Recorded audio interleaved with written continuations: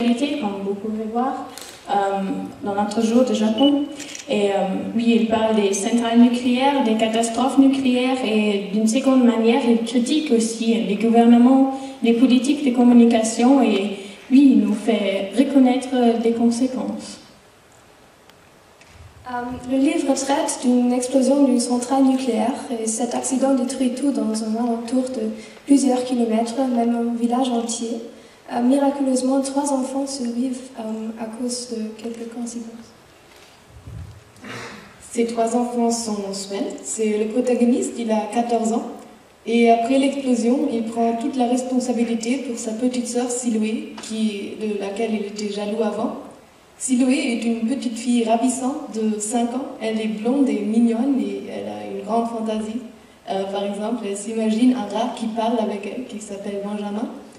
Et puis il y a Grégora, c'est un enfant un peu handicapé mental et il aime très bien Siloé et les 3 enfants sont ensemble. Et dans une ville un peu plus loin, il y a un caractère important qui s'appelle Yugor Sidarev. C'est un médecin qui est amoureux d'une institutrice qu'il connaît à peine, qui a fait un voyage avec ses élèves le jour de l'explosion et il va la chercher près de la centrale. Enfin, tous les personnages se retrouvent près de la centrale et plusieurs d'eux sont gravement blessés et ont besoin d'aide médicale. Et pour cette raison, ils essayent d'attirer l'attention des hélicoptères qui passent envers la centrale.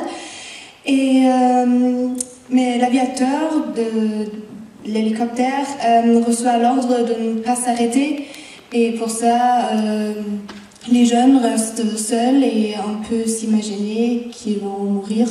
Et ça, c'est la fin ouverte sans espoir.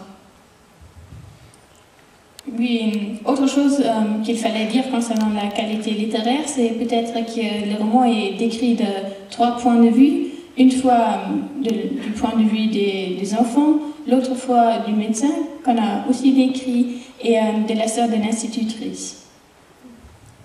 Silence irradie fournit un message assez antinucléaire et sensibilise les lecteurs à ce sujet-là.